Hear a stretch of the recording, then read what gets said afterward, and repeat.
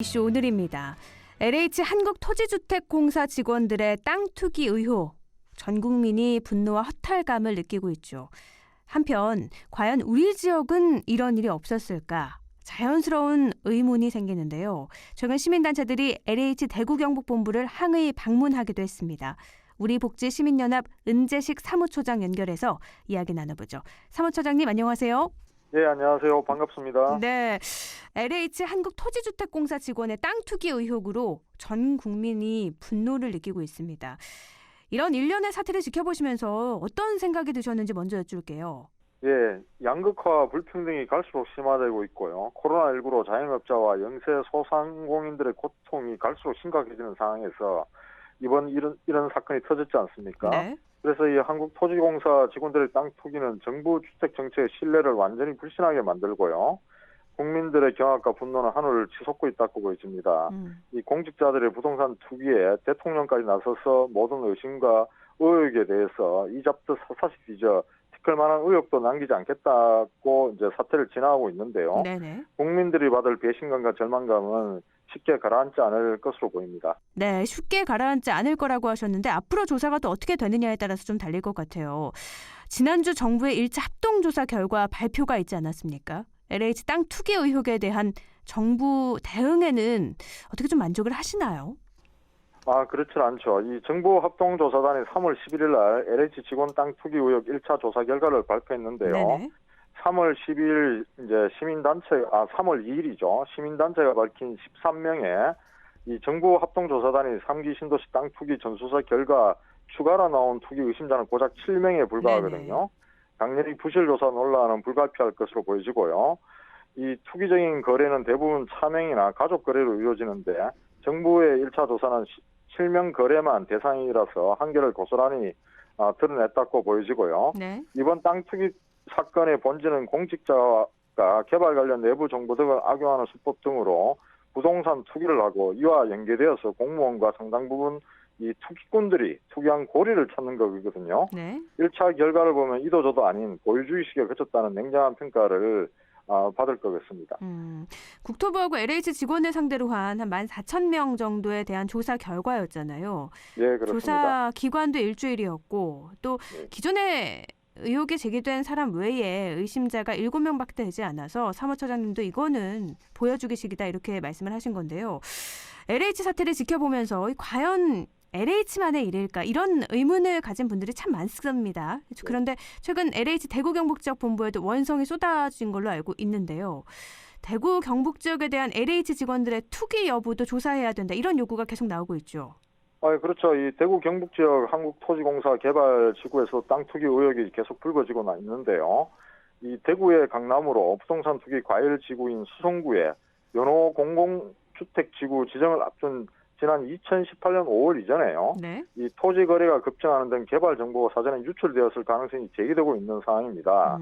이 최근에는 김대건 수성구청장이 이 부구청장으로 재직하던 2010년 3월에 부인이 이제 농지를 구입했다가 지난해 12월 LH의 수용전 합의 형태로 매도에 세금을 뺀 9천만 원 정도 시세차익을 남겼다는 보도가 계속 이어져서 경찰 수사는 좀 불가피할 것으로 보이고요. 네.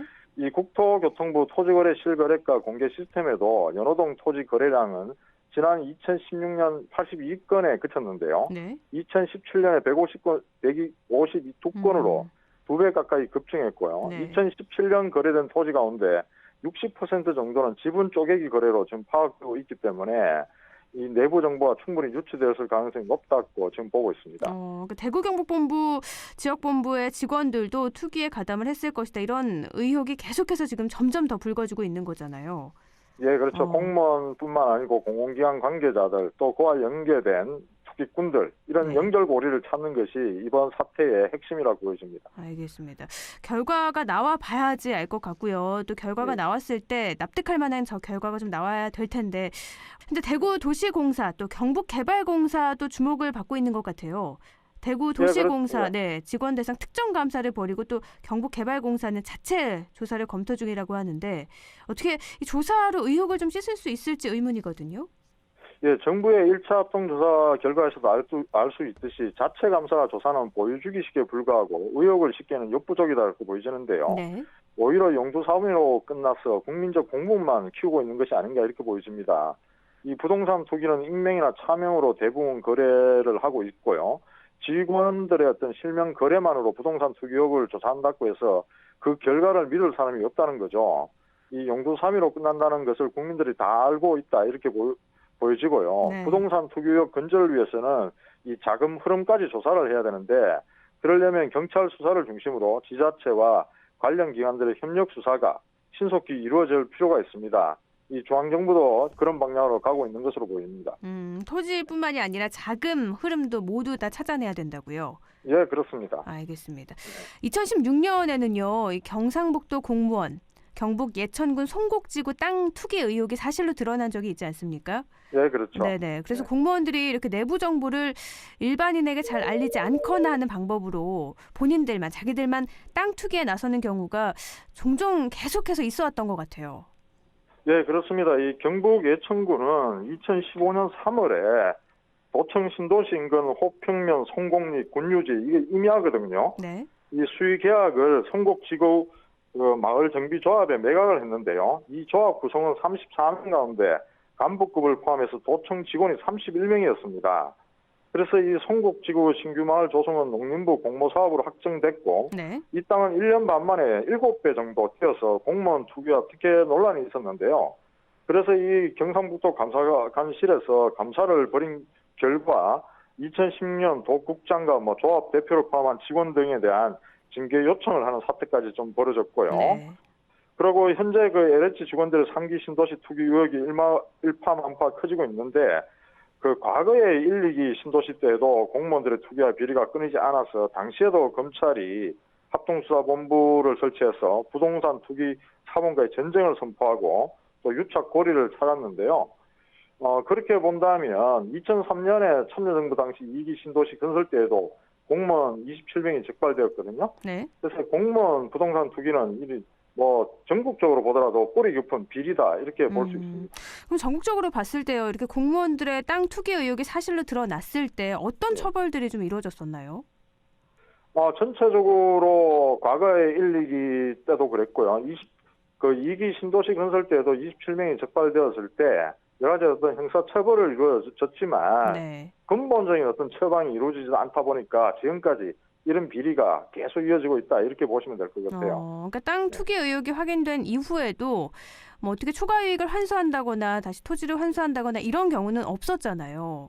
그렇죠. 네. 이 공무원들이나 공공기관 종사자들의 부동산 투기의 국민적 공분이 어느 때보다 크지만 실제 처벌로 이어지고 초과 이익을 환수할 수 있을지는 지금 당장 봤을 때는 의문이거든요. 네. 이 공무원과 LH 직원들의 땅 투기는 이 도덕적으로 비난받아 마땅하지만 이 인과관계가 밝혀지지 않는 이상 현행법으로 처벌이 힘들다는 의견이 많고요. 이 공직자윤리법상 이해충돌 방지 위반이나 농지법 위반 등은 상대적으로 입증이 가능하기 때문에 네. 좀 처벌이 가능할 것 같은데 이 부패방지법의 업무상 비밀을 이용한 토지 매입은 입증이 쉽지 않다는 전망입니다. 네. 왜냐하면 이 투기 사범들이 잘하는 사람들이 좀 벌였기 때문에 응성하게 투기했을 리가 없다는 거죠.